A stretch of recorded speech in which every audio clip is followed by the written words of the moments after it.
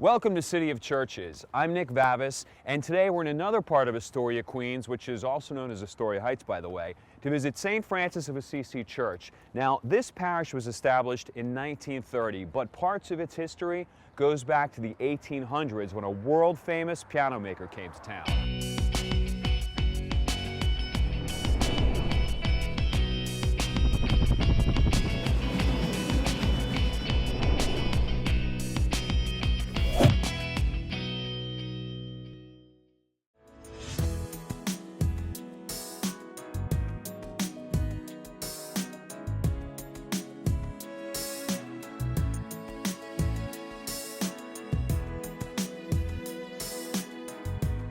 And that once famous piano maker who stayed was Henry Steinway. Behind me you can see the Steinway & Sons factory. Now, in 1853, Henry Steinway founded the first Steinway piano factory in Manhattan.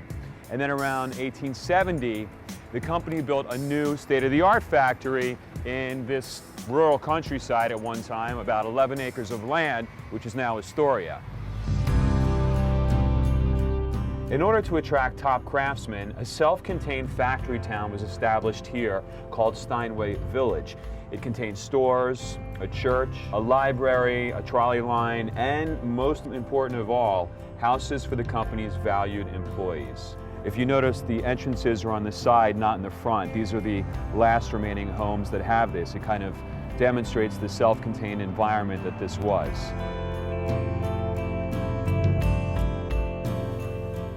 And speaking of houses, only a few blocks away is the old Steinway Mansion. It's the family's 25-room summer home. Now, it's one of the only remaining summer homes of its kind, Victorian style, that's still left in Queens today. In addition, they established public recreation areas such as beer gardens and the North Beach Amusement Park, which was eventually torn down and replaced by LaGuardia Airport in the 1930s. Beyond the residential area are some factory buildings and the Rikers Island Bridge that leads to the city penitentiary. William Steinway was greatly interested in urban transportation and in fact helped design the New York City subway system. The Steinway family was greatly responsible for the modernization and development of Astoria. In fact, their influence was so great that the main thoroughfare was renamed Steinway Street in their honor. The factory still turns out about 2,500 musical instruments each year, and they also refurbish older pianos as well. A lot of the employees you'll find still live in the neighborhood. This has always been a working class community. And right in the center of it all is St. Francis of Assisi Church.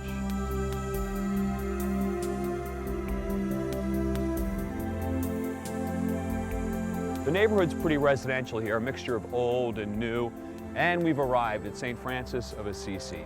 And one of the first things I notice is that there's no bricks, unlike the other churches I've seen. It's entirely made of wood. It gives it a sort of country feel, kind of a serenity that matches pretty well with the neighborhood. Now, one of the things I heard about this church is that there was a fire in the back of the building that did some damage pretty bad to the roof and to the rest of the church. We're going to go inside and have Monsignor Maresca tell us all about it. So follow me.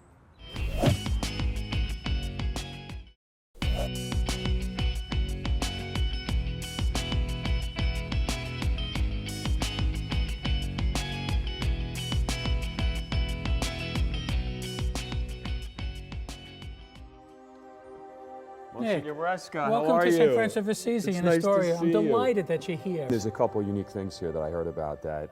Okay. I'm very excited for you to show me and for the viewers as well. Great, great. It's a wonderful community, you know, and as you look, it's a very small church, right, but yet there's a very warm feeling here. It's very intimate. And the people are very family. And it's a delight to celebrate Mass here, and they enjoy coming in. Even when new people are here and they're recognized, they say, we just love your church.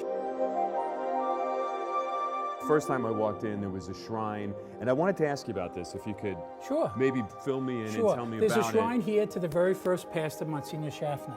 Okay. Right? And there's something interesting about that maybe later on we'll touch base with. Okay. All right, because something happens, has been happening every Saturday, and it's been for 80 years in his honor.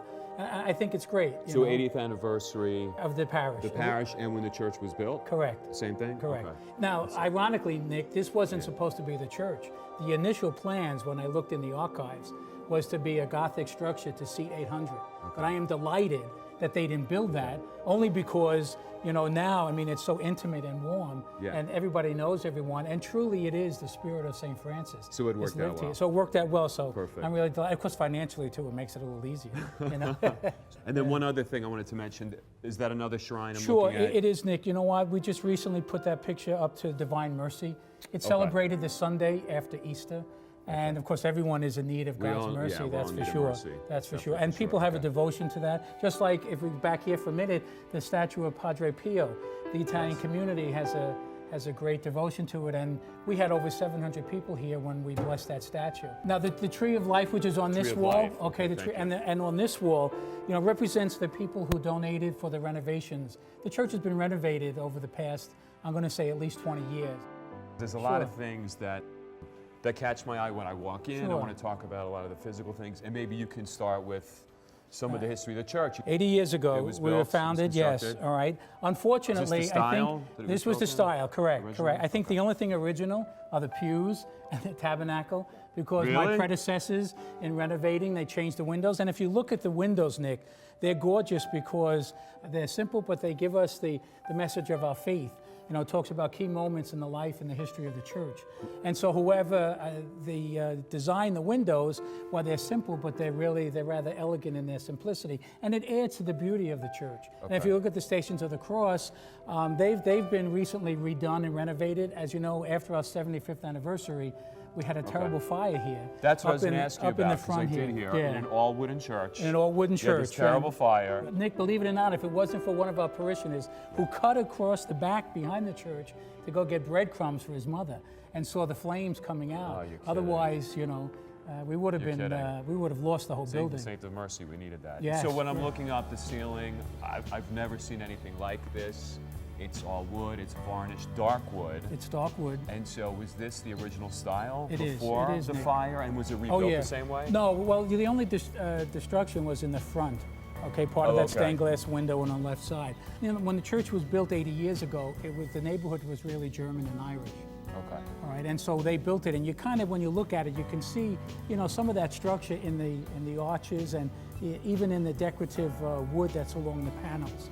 You know, and then what happened was, after the fire, they came in, and when they cleaned the church, you were able then to, you know, see the ceiling much better. And do you think it helps with the lighting in here? Because it seems fairly bright. I mean, this is dark wood, but the contrast of the light through the windows, and the light that's around the church, do you think that helps with why it's so bright? Because it really is. Yeah. I mean, for dark wood, it could be a very dim light. No, and the lighting is ample.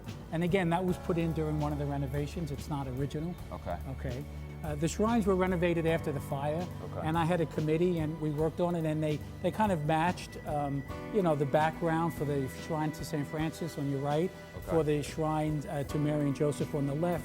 And then what we did was the kind of the baptismal font matches the altar and the pulpit and the lectern, and even the altar of the tabernacle. It's all it all matches now, where before there was kind of a mixture of all sorts of things.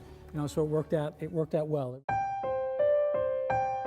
Very quickly, if we can turn behind the choir loft, and the organ, are those things all original as well? No, we were hit by lightning a couple of years ago. I know, a couple of years ago in July, we were hit by lightning, so it burned out the organ, it burned out the whole microphone system, and so upstairs and downstairs, and so we had to, you know, put in a new a sound system, and then we had to put in a new organ. But through the generosity of the parishioners, you know, and insurance, you know, we were able to, you know, cover everything and to reconstruct. Okay.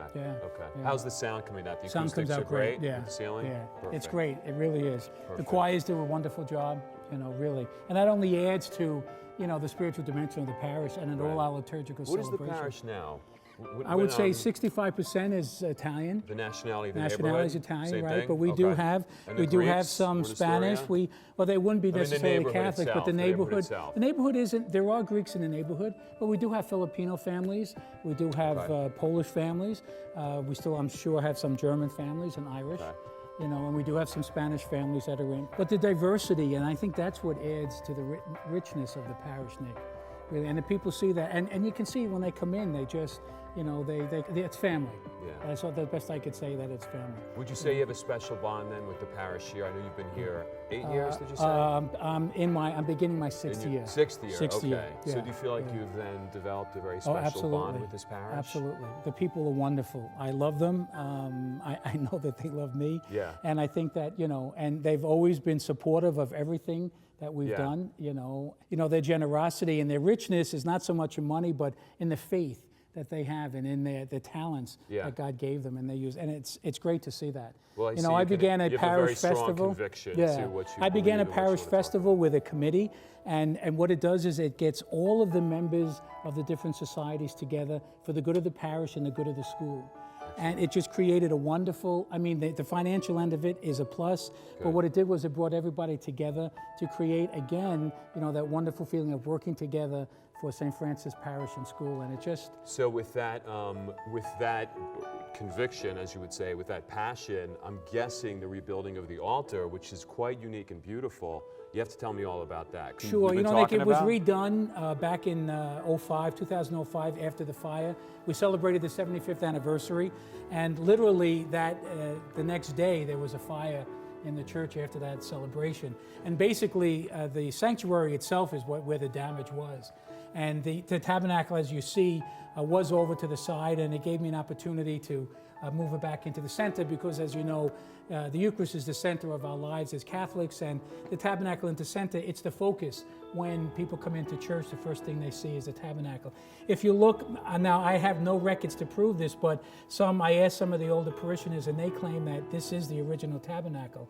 And if you might look on the door of the tabernacle, you see the Celtic cross. Mm-hmm. And again, initially there were Germans and Irish here in the beginning of the parish, so, it might be true about that. It really is beautiful. And then the mosaic behind it. The mosaic behind it is the wheat, the grapes, and then for the Eucharist, and then on the bottom is the chalice and the host. And it was behind the tabernacle when it was off to the side. And when they moved it to the center, I asked them if we can keep that intact, to put it behind it, because the symbolism of the Eucharist, is beautiful for us as Catholics. And of course, the Eucharistic celebration takes place here. And so that mosaic behind it just kind of, sets off the tabernacle in a beautiful way. And again, it reminds us, of the Lord. And so it draws a lot of focus to the center too. So with the mosaic, the tabernacle, the stained glass, it's really quite amazing. It's beautiful. It's simple. And I've noticed some things too that you explained to me earlier. But if you could tell, sure.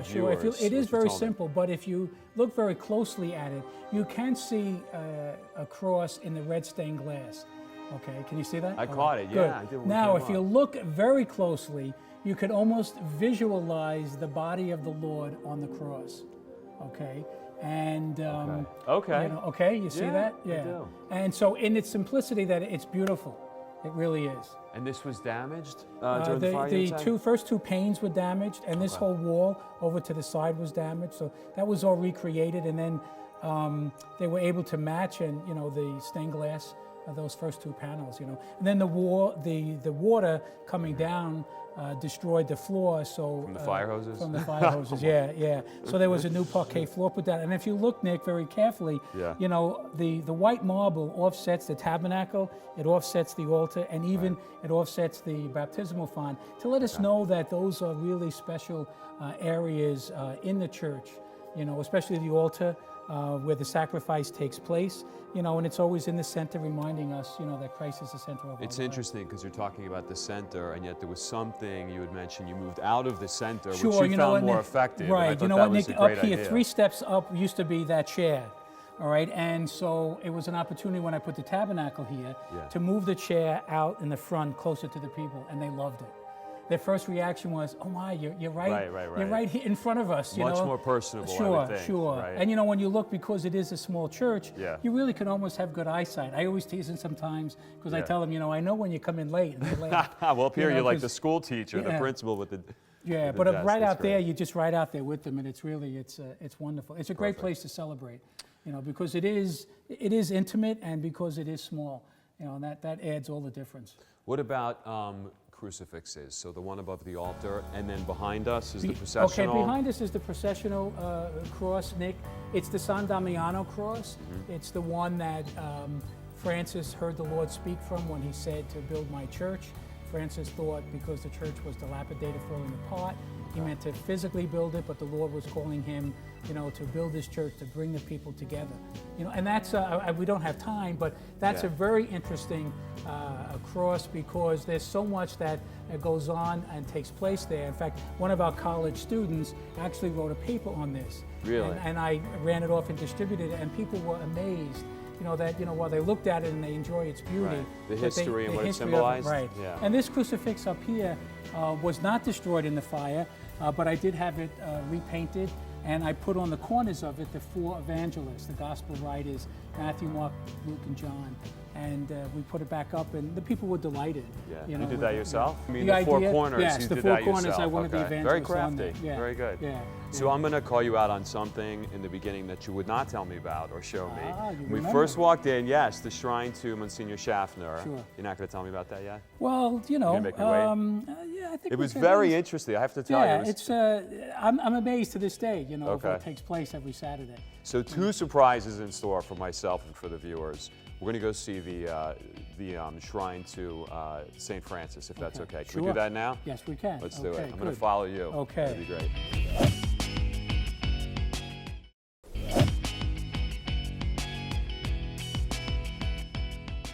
Nick, let me take you over and show you the shrine to St. Francis of Assisi.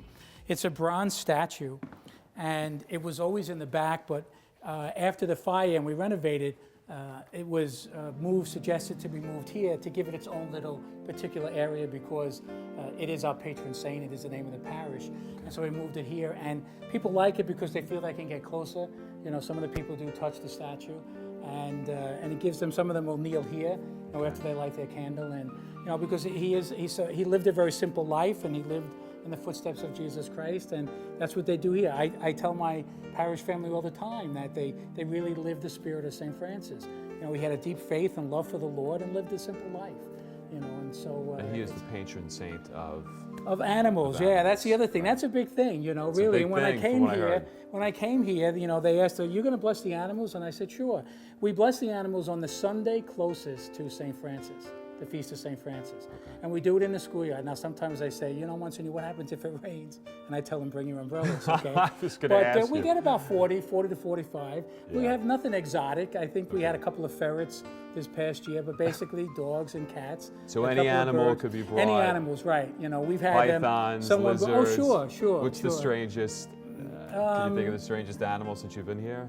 I can't. Bizarre? No, we had a snake once, Right, we had so two pit bulls.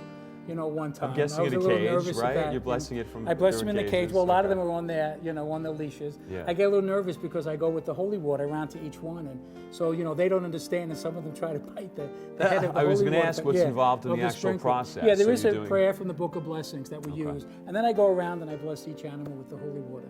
And they enjoy it. And we've had, thanks be to God, we've always had nice weather. Something very because I am not going to bring them into the church. Right.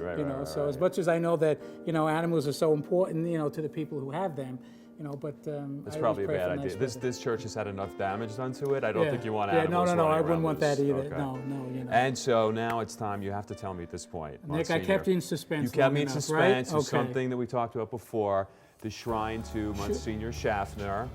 Right. Come on. What happens is, what the happens? thing is, and I think it's great, is every Saturday, a rose is delivered to the rectory in his memory, and we bring it over and place it into the shrine area.